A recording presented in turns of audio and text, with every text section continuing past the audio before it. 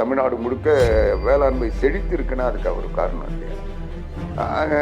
அது மட்டும் இல்லை, அந்த திட்டத்தை கூட 5 வருஷம் இவங்க செய்யலை. அது என்ன பண்ணிச்சு? அதை தூர் வாடுறதுல இவங்களுக்கு என்ன பிரச்சனை வந்துட போகுது? அதை கூட தொடரல. இந்த 10,000 ரூபாய் தர்றதுடைய நோக்கமே இந்த 5 வருஷத்துல இவங்க சொத்து வரி அப்நார்மலா உயர்த்திருக்காங்க. 500 ரூபாய் சொத்து வரி கட்டினவங்க இன்னைக்கு 2,000 ரூபாய் கட்டுற நிலைமைக்கு வந்துருக்கு. டாஸ்மாக் உள்பட எல்லாத்தையும் உயர்த்தி மிகப்பெரிய சாதனை படுத்திட்டு இன்னைக்கு 5 வருஷத்துல கடுமையான வரி உயர்வு. ஆனால் அவங்களுடைய வாழ்க்கை நிலை உயரணும், அவங்களுக்கு தேவையான கல்வி கிடைக்கணும், சுகாதாரம் கிடைக்கணும். இதுதானே ஒரு அரசாங்கத்துக்கு. நீ வீடு வச்சிருக்கன்றதுனால உனக்கு 1000 ரூபாய் தரமாட்டேன்னு சொல்ற ஒரு அரசாங்கம் அப்போ வீடு இல்லாமல் எல்லாம் ரோட்ல இருக்கணும்னு விரும்புதா? இதை எந்த ஊடகங்களும் பேசல, யாருமே பேசல. இந்த அரசாங்கம் பொறுப்பேற்றதுல இருந்து தமிழ்நாட்டில் ஒரு முதியோர் பென்ஷன் கூட கொடுக்கல. ஒரே ஒரு முதியோருக்கு கூட பென்ஷன் கூடுதலாக தரல. அது மாதிரி இந்த ஆணித்தனமா சொல்றீங்களா? முதியோர் பென்ஷன் உண்மையா சொல்றேன். ஏற்கனவே ஒரு எடப்பாடி பழனிசாமி அவர்கள் அறிவிச்சு சிறப்பு திட்டத்தில் அது கொடுத்ததையே கூட அவங்க எல்லாம் தகுதி இல்லாதவங்க எல்லாம் வாங்கிட்டாங்கன்னு சொல்லி அதையும் நீக்கிட்டாங்க.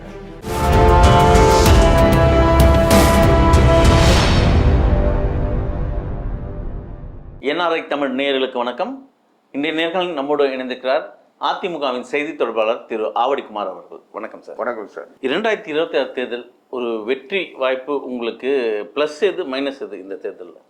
நிச்சயமாக இந்த தேர்தலில் மிகப்பெரிய வெற்றி அதிமுக பெறும். ஏன்னா இன்னைக்கு தமிழ்நாடு முழுவதும் அண்ணா திராவிட முன்னேற்ற கழகத்திற்கு எந்த எதிர்ப்புணர்ச்சியும் இல்லை.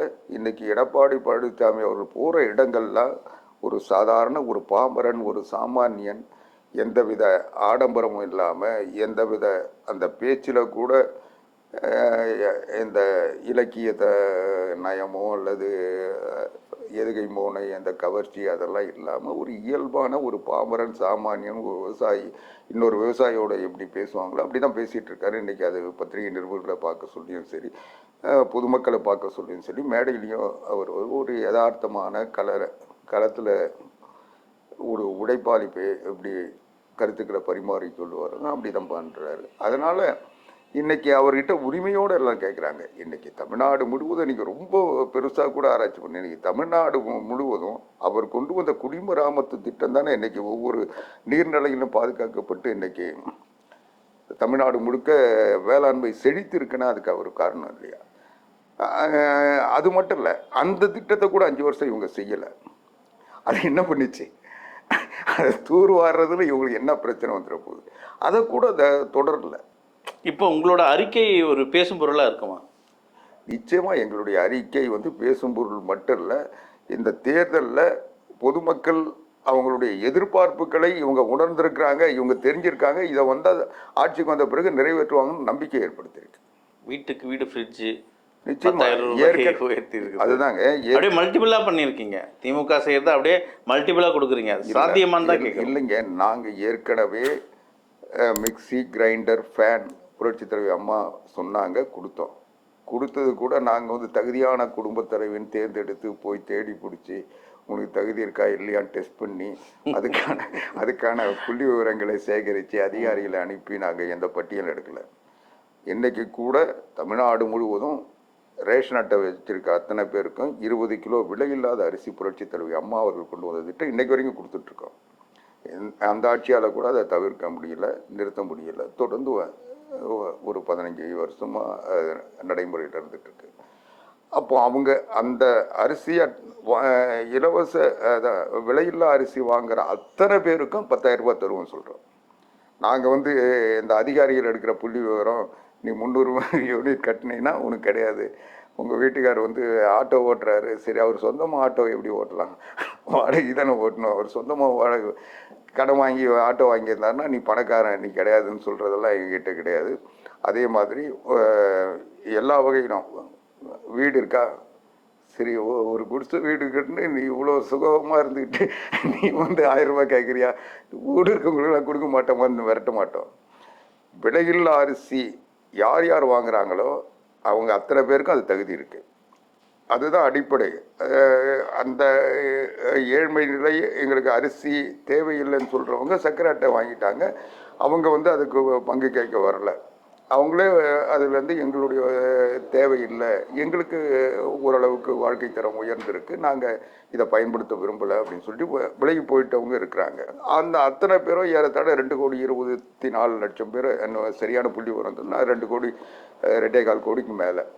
அவங்க அத்தனை பேருக்கும் எப்படி மாதம் 20 கிலோ விலையில் அரிசி தரோமோ அதுபோல் 1 கிலோ பாமா எண்ணெய், 1 கிலோ பருப்பு தருவோம்.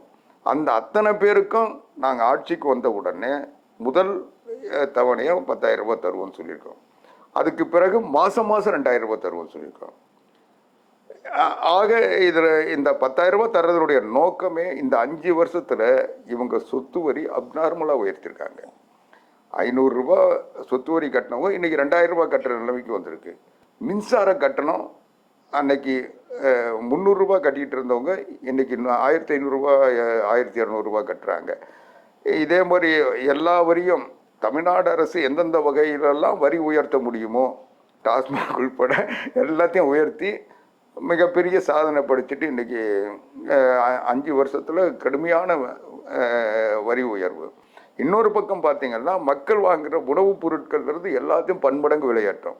அரிசி பருப்புலேருந்து எல்லா சாதாரண பொருள் எல்லாத்துக்குமே விலையேற்றம்.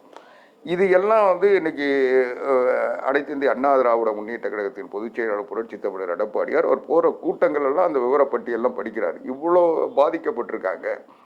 இந்த பாதிப்புகளிலிருந்து மக்களை உடனடியாக மீட்கணும்னா 10,000 ரூபாய் கொடுத்து அவங்களுக்கு ஒரு சமநிலைக்கு கொண்டு வரணுன்றதுக்காக அதை அது செய்கிறாரு.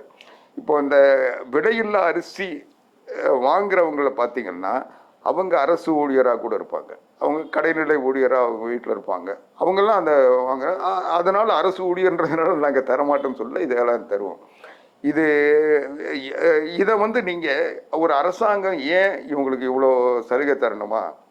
அவங்க இப்போது கொரோனா காலத்தில் அரசு ஊழியர்ன்ற முறையில் அவங்களுக்கு சம்பளமும் கொடுத்தாங்க.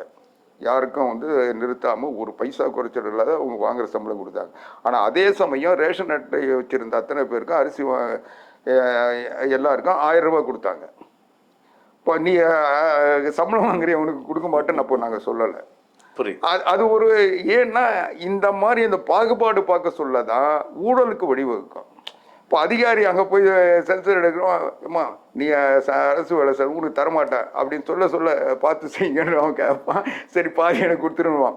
இப்போ நம்மளே ஏன்னா அரசாங்கம் உத்தரவு போடுறதை தவிர செயல்படுறது அதிகாரிகள். அவங்க எல்லாரும் சரியாக செய்வாங்கன்னு சொல்ல முடியாது. நம்மளே ஒரு நீ அதெல்லாம் கிடையாது, அரசாங்கம் என்ன சொல்லியிருக்கு, என்கிட்ட அரிசி அட்டை இருக்கு நீ கொடு அப்படின்னு கேட்குற உரிமை உங்களுக்கு இருந்ததுன்னா அவங்க உனக்கு இல்லைன்னு சொல்ல மாட்டான். அதனால் ஒரு திட்டத்தினுடைய பலன் அது யாருக்காக, அந்த பயனாளிகளுக்காக போடுற திட்டம், அந்த பயனாளிகள் கடைகோடியில் இருக்கவங்களுக்கு கூட எந்த தடையும் இல்லாமல் போகணும். அதுதான் நிர்வாகம். அதில் 1-2 தேவைப்படாதவங்களுக்கு போய் சேர்ந்துருக்கான். அதுக்காக அதனால ஒரு பெரிய பாதிப்பு இல்லை.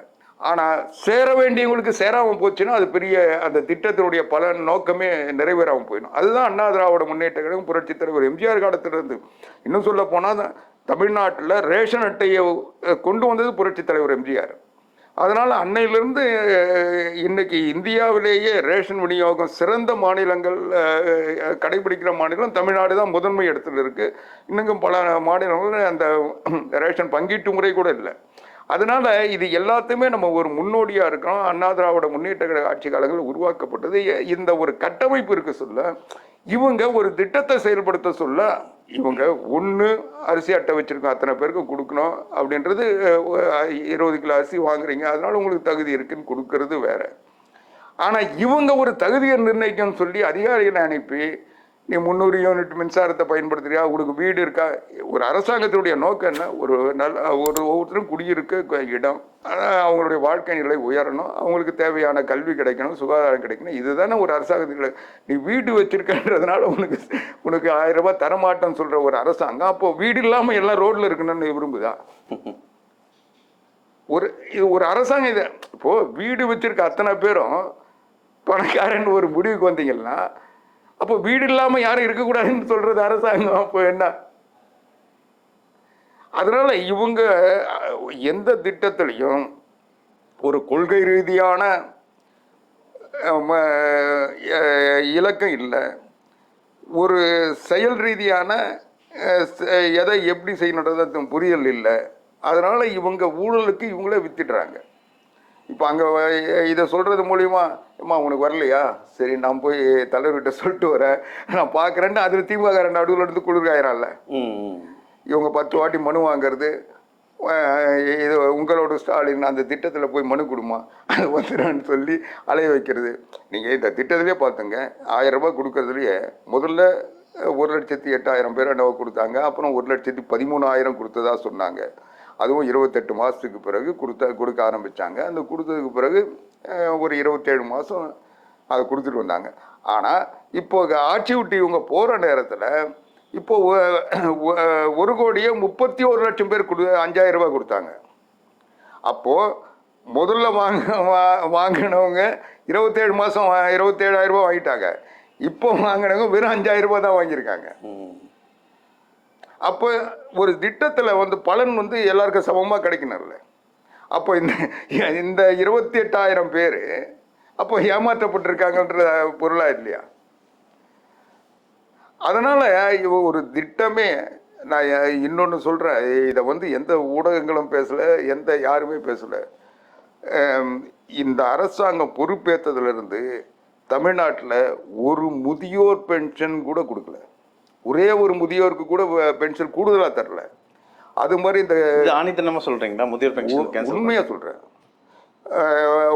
ஒரு கணவனால் கைவிடப்பட்டவர்களுக்குரிய அந்த மாதாந்திர ஊக்கத்தொகை ஒருத்தர் கூட கூடுதலாக தரல. அதே மாதிரி 50 வயசு வரைக்கும் திருமணம் ஆகலன்னா அந்த கைம்பெண்கள் சொல்லி அவங்களுக்கு உதவித்தொகை அது தரல. ஆக எந்த உதவித்தொகையும் 5 வருஷத்தில் கொடுக்கல. இவங்க 2024 சட்டமன்றத்தில் ஸ்டாலின் சொன்னார், 70,000 பேருக்கு நாங்கள் கொடுக்க போகிறோம்னாரு. இது வரைக்கும் கொடுக்கல. அதுக்கு பிறகு வருவாய்த்துறை அமைச்சர் KKSR ராமச்சந்திரன் சொன்னார் 50,000 பேருக்கு தர போகிறேன்னு, கொடுக்கல. இந்த இடைக்கால பட்ஜெட் தாக்கல் பண்ணாங்க, அதில் 50 லட்சம் பேருக்கு கொடுக்குறேன்னாங்க, இது வரைக்கும் கொடுக்கல.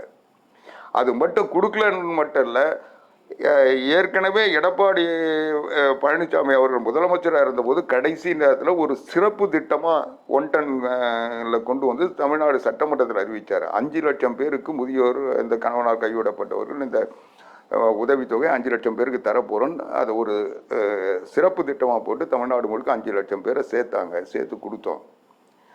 இன்னைக்கு இவங்க வந்ததுக்கு பிறகு ஏறத்தாழ ஒரு 2 லட்சம் பேரை நீக்கிட்டாங்க. வந்த உடனே அது சரியில்லை இது சரியில்லை இதெல்லாம் நீக்கிட்டு இது வரைக்கும் 70 லட்சம் பேர் விண்ணப்பிச்சுட்டு காத்துட்டு இருக்காங்க. விண்ணப்பிச்சவங்க மட்டும் 70 லட்சம் பேர் யாருக்குமே தரலைங்க. கேட்டால் 1000 ரூபாய் கொடுத்துட்டேன், இதை கொடுத்துட்டேன், அதுதான் இதுதான் அதுன்னு வாழைப்பழ கதையை சொல்லிக்கிட்டு இவங்க இதுன்றாங்களே ஒழிய, இன்னைக்கு நான் இதை இந்த NRI தமிழ் தொலைக்காட்சி வாயிலாக நான் உறுதியாக சொல்கிறேன், யாராவது ஒருத்தர் கொடுத்தான்னு அவங்க வருவாய்த்துறை அமைச்சரோ இல்லை சம்மந்தப்பட்ட அதிகாரிகளோ சொல்லுங்கள். யாருக்கும் கொடுக்கலங்க, எல்லாம் விண்ணப்பிச்சுட்டு காத்துட்ருக்காங்க. இவங்க கேட்டால் 1000 ரூபாய், அந்த பணத்தெல்லாம் காலி பண்ணிவிட்டு இவங்க 1000 ரூபாய் கொடுத்துட்டு 1000 ரூபாய் கொடுத்துட்டுன்னு கதை விட்டுட்ருக்காங்க. அதாவது இவங்க இந்த கொடுத்தா இப்போ இவங்க என்ன கணக்கு காட்டுவாங்கன்னா, அந்த குடும்பத்தில் ஒருத்தருக்கு 1000 ரூபாய் கொடுத்துட்டோம் அப்படின்ட்டு அந்த முதியோருக்கு உதவித்தொகை எல்லாம் பண்ணிட்டாங்க. 50 வருஷம் கல்யாணம் ஆகலைன்னா அந்த அவங்களுக்கு கைம்பெண் உதவித்தொகை தரணும், அது தரல. அதே மாதிரி திருமண உதவித்தொகை எதுவுமே தரலைங்க. இன்னும் சொல்றேன் மாற்றுத்திறனாளிகளுக்கு கூட தரல. அதே மாதிரி திருமண தாலி திட்டத்தில் ஒருத்தருக்கும் தரல, எதுவுமே செய்யலைங்க. நீங்கள் வேணா விவரங்களை திரட்டுங்க, நீங்கள் நெட்டில் போட்டு பாருங்க, அரசனுடைய சாதனையை பாருங்க. அடுத்து ஒரு வாரத்துக்கு நான் வரேன், இன்னும் கேட்டால் தேவையான புள்ளி விவரங்களோட வரேன். நாங்கள் இப்போ திடீர்னு நீங்கள் கேட்டீங்கன்றதுனால அந்த எண்ணிக்கையில் முன்ன பின்ன இருக்கும். உறுதியாக சொல்கிறேன் தரல. ஏன்னா எவ்வளோ பேருக்கு இன்னைக்கு அந்த விண்ணப்பிச்சுட்டு காத்துட்டு இருக்கவங்க அவங்க, நீங்கள் ஏற்கனவே ஒரு எடப்பாடி பழனிசாமி அவர்கள் அறிவித்து சிறப்பு திட்டத்தில் அது கொடுத்ததையே கூட அவங்கெல்லாம் தகுதி இல்லாதவங்கெல்லாம் வாங்கிட்டாங்கன்னு சொல்லி அதையே நீக்கிட்டாங்க. 36,000 பேர் எனக்கு அந்த எண்ணிக்கை சரியாக நினைவு இல்லை, 36,000 பேருக்கு மேலே அவங்க இறந்துட்டாங்க அல்லது வேற காரணங்களால் அதை வேற நீக்கிட்டாங்க. நீங்கள் வருஷம் கூடுதலாக கூட்டணும்ல, அது கூட்டவே இல்லை, அது தரல. அதுக்கு சிறப்பு நிதி ஒதுக்குறன்னு வேற சட்டசபையில் 2 முறை சொல்லிட்டாங்க. திமுக ஆட்சியா இப்படி ஒரு பிரச்சனை இருக்குன்னு அவங்களுக்கு தெரியாதுங்க. இல்ல, அதாவது ஆட்சியேற்று முதியோர்கள்லாம் வயசாகாத அப்படியே தான் இருக்காங்க. இல்லைங்க, அவங்களுக்கு இப்போ அவங்க என்ன பண்ணுவாங்க, அதை விண்ணப்பிச்சுட்டு போய் தாசில்தார் ஆஃபீஸ்லேயும் விஓ ஆஃபீஸ்லையும் காத்துக்கிட்டு இருப்பாங்க. 4 வாட்டி போவாங்க. அவங்க வந்து வரும் போமா, இன்னும் இந்த வருஷத்துக்கு சேங்ஷன் வரலன்னு வாங்க. அதுதான் நடந்துகிட்டு இருக்க ஒழிய இவங்க நிர்வாக ரீதியாக வேலை செய்யறதுக்கு ஆள் இல்லை, நிர்வாகத்தை கண்காணிக்கிறதுக்கு ஆள் இல்லை. இவங்க அமைச்சர்களோ அதிகாரிகளோ அதை பற்றி கவலையும் படுறதில்லை. ஒரு ஒரு திட்டம்னா அந்த திட்டத்தை நான் புரட்சித் தலைவர் காலத்திலிருந்து அவர் அரசியலை பார்த்துட்டு இருக்கேன், அதிகாரத்தை பார்த்துட்டு இருக்கேன். புரட்சித் தலைவர் அம்மா காலத்திலும் சரி, புரட்சித் தமிழர் எடப்பாடியார் காலத்திலும் சரி, ஒரு உத்தரவு போட்டாங்கன்னா அது எங்கேயோ ஒரு குக்கிராமத்தில் இருக்கவங்களுக்கு அந்த உத்தரவு போய் சேரணும், அதனுடைய பலன் அவங்க உணரணும். அதுதான் ஒரு ஆட்சியினுடைய நிர்வாகமாக இருக்கும். நீங்கள் ஒன்றையும் நீங்கள் உத்தரவு போடுறது என்னவோ வேடிக்கை காட்டுறதுக்கு உத்தரவு போட்டு அதை விளம்பரப்படுத்திட்டு இருந்தீங்கன்னா, இவ்வளோ பேர் இதில் பயன்பெற்றாங்க, இவ்வளோ பேர் அந்த அதிகாரிகள் கொடுக்குற புள்ளி விவரத்தில் நீங்கள் படிச்சுட்டு இருந்தீங்கன்னா இப்படி தான் இருக்கும். அதுதான் முக்கியமான விஷயத்தெல்லாம் சொல்லியிருக்கீங்க. இல்லை, உண்மைங்க. எனக்கு வந்து இதை சொல்லி நாங்கள் வந்து ஆதரவு திரட்டணுன்னோ மக்களை கவரணுன்ற அவசியம் எங்களுக்கு இல்லை.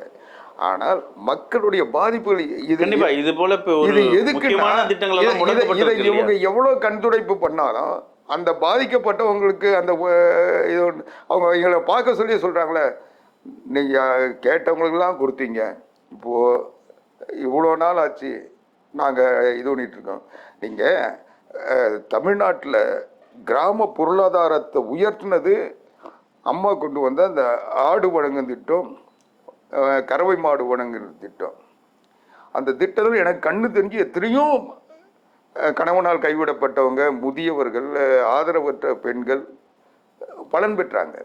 ஒன்றும் வேணாங்க, ஒரு 4 ஆடு அந்த கொடுத்த உடனே அவங்களை அனாதையாக இருந்த ஒருத்தர் 4 ஆடு கிடைச்ச உடனே அந்த 4 ஆட்டை வச்சு அவங்க 6 மாதம் 1 வருஷத்துக்குள்ளே அதை 4 ஆடு குட்டி போட்டு 16 ஆடு ஒரு பண்ணை அளவுக்கு அவங்க ஒன்றுமே இல்லாமல் ஒரு 2 வருஷத்தில் அவங்க வந்து வளம் பெற்றாங்க. அதில் ஒன்றும் அரசுக்கு பெரிய செலவினம் கூட இல்லை. ஒரு 4 ஆடு கொடுத்ததுல அவங்க என்ன ஒரு 5000 ரூபாய்க்குள்ளே தான் செலவழிச்சிருப்பாங்க. அரசனுடைய செலவினம் அதுதான் இருக்கும். அதே மாதிரி ஒரு மாடு கொடுக்க சொல்ல அவங்க பால் கறந்து அதை சொசைட்டிக்கு கொடுத்து அவங்க அதை வளர்ந்து வாழ்வாதாரத்தை ஒரு ஆதரவற்ற நிலையில் இருக்கிற ஒரு தாய்மார்களுக்கு அந்த தாய் அவங்க யாரையும் அண்டி பிழைக்காம, யாரையும் எதிர்பார்த்து இல்லாமல் அவங்க வந்து தன்னைத்தானே காப்பாற்றிக்கிட்டு ஒரு கால்நடையை வளர்க்குறது மூலயமா தன்னை வந்து ஒரு தன்னம்பிக்கையோடு வாழ முடியுன்ற ஒரு நிலையை உருவாக்குனாங்கல்ல, அதை ஏன் நிறுத்தினாங்க? அதனால் யாருக்கு என்ன பாதிப்பு? அந்த மாதிரி இவங்க எதையுமே செய்யலை. எதுக்கு சொல்கிறேன்னா, இது எல்லாம் வந்து கிராம பகுதிகளில் இன்றைக்கி அதிமுக ஏன் எடப்பாடி பழனிசாமிக்கு ஆதரவாக இருக்காங்கன்னு சொன்னால் இதுதான் காரணம். இன்றைக்கி எதுவுமே ஒரு சாதாரணமாக இன்றைக்கி தமிழ்நாடு முழுவதும் பார்த்திங்கன்னா 2000 அம்மா மினி கிளினிக் திறந்தோம். 2000 இடத்துல இவங்க பார்த்தா அது சின்ன இடத்துல திறந்தாங்க, இது வந்து அரை சின்னதாக இருக்குன்னு. நீங்கள் சாதாரண நகரத்தில் கூட பாருங்கள், கிளினிக்னு போர்டு இருக்கும். அங்கே பார்த்தா என்ன பெரிய மாளிகையாக கட்டி வச்சுருக்காங்க. ஒரு 10க்கு 10 ஒரு ரூமில் டாக்டர் இருப்பார், அங்கேயே ஊசி போடுவார், அங்கேயே இது பண்ணுவார். அதுதானே இருக்குது. அந்த மாதிரி தான் தமிழ்நாடு முழுக்க ஒரு கிராமத்தில் எவ்வளோ பெரிய இடம் இருக்கா. அதை அவங்க சொல்கிற மாதிரி ஒரே ஒரு ரூமில் சுப்பிரமணியம் கண்டுபிடிச்ச மாதிரி அது சுடுகாடு பக்கத்தில் இருக்குது, ஒரு சின்ன ரூமாக இருக்குன்னு. அதெல்லாம் இல்லை. ஓரளவுக்கு அந்த கிராமத்துக்கு சூழலுக்கு தக்கவாறு ஒரு இடம் இருந்தது. அதில் வந்து என்னென்னா, காலையில் 9 மணிக்கு டாக்டர் வருவாங்க, நர்ஸு வருவாங்க, மருந்தாளர் அல்லது உதவியாளர் இருப்பாங்க. அப்படின்ற ஒரு நம்பிக்கை நாள்தோறும் இருப்பாங்கிற நம்பிக்கை வர சொல்ல இவங்களுக்கு ஏதாவது வந்த உடனே சரி காலையில் போய் டாக்டர் வருவாங்க போய் பார்த்துடலாம், நம்ம ஊரில் தானே வருவாங்கன்ட்டு அவங்களுக்கு ஒரு நம்பிக்கை இருந்தது. அவங்க போனாங்க பார்த்தாங்க. அது பெரிய நோயாக இருந்து அதுக்கு தொடர் சிகிச்சை தேவைப்படுதுன்னா அவங்களே ஆம்புலன்ஸ் வர வச்சு தாலுக் ஹாஸ்பிட்டலுக்கோ இல்லை டிஸ்ட்ரிக்ட் மருத்துவமனைக்கோ அனுப்பிட்டு இருந்தாங்க. எந்த வித இதுவும் இல்லாமல் அவங்க நேரடியாக மருத்துவம் பார்க்க முடிஞ்சு அவங்க வீட்டுக்கு பக்கத்துலேயே அவங்க கிராமத்தை ஒட்டி அவங்க பார்த்துட்டு இருந்தாங்க. 2000 இடத்துல அப்படி நடந்துகிட்டு இருந்தது. இவங்க வந்து அதை நிறுத்திட்டாங்க. ஏன் நிறுத்தினாங்க? இந்த கிளினிக் திறந்ததுனால அங்கே இருக்க டாக்டர்கிட்ட எவனும் போகிறதில்ல. அங்கே போய் 300-400 கொடுத்து வைத்தியம் பார்த்துக்கிட்டு இருந்தவங்கெல்லாம் இங்கே வந்துட்டாங்க. காலைல போப்பா, அவங்க போய் 300 ரூபாய் எங்கே இருக்குது, அதை வச்சு என்ன நாளைக்கு குழம்புக்கு உதவும், காலைல டாக்டர் வருவார் அங்கே ஊசி போடுவாங்கன்ற நம்பிக்கை மக்களிடம் இருந்ததுனால அவங்கக்கிட்ட யாரும் போகலை. இவங்க வந்தவொன்னே அவங்க பேச்சை கட்டிட்டு அதை மூட்டாங்க. கேட்டால் இல்லந்தேரி மருத்துவம்னு. எப்போ வந்து இவங்க ஊசி எட்டுன்னு அவன் காலையிலேருந்து இவங்க வருவாங்கன்னு சொல்லிட்டு நோயில் உட்காந்துனே இருப்பாங்களா? ஒரு அவங்களுக்கு ஒரு பிரச்சனை வந்த உடனே பக்கத்தில் போய் டாக்டர்கிட்ட காட்டி அவங்க ஒரு மருந்து வாங்கி சாப்பிட்டு அல்லது தொடர் சிகிச்சைக்கு அவங்க போகிறது எப்படி இருக்குது? இவங்க வருவாங்க, இவங்க இந்த ஊருக்கு 8 மணிக்கு வருவாங்க, அந்த ஊருக்கு 10 மணிக்கு வருவாங்கன்னு சொல்லி இவங்க சொல்லிட்டு அதுவும் வழியில் வந்து அந்த வேன் வந்து பழுதுபட்டு போச்சுன்னு சொல்லிட்டு இறங்கி போயிட்டாங்கன்னா இது இது அதுக்கு இதை வந்து இதை ஏன் நிறுத்தின்னு கேட்டால் இல்லைந்த ஒரு மருத்துவத்துக்கு கொண்டு வந்தோன்றாங்களே, இதை ஒரு பதிலாகுது. அதுதான், அதாவது எது தேவைன்றதை உணரணும். அதாவது உங்களுக்கு ஒரு மக்களுடைய அடிப்படை பிரச்சனை என்னன்னு தெரியணும். மேலேருந்து கீழே வர்ற பார்க்குறத விட கீழே இருந்து மேலே பார்க்குறவர் எடப்பாடியார். இவர் கீழே அடித்தட்டில் இருந்து ஒவ்வொரு நாளும் மக்கள் என்னென்ன பிரச்சனைகளை சந்திக்கிறோன்றதை தெரிஞ்சு அவர் மேலே போனதுனால அவர் அதை உணர்றாரு.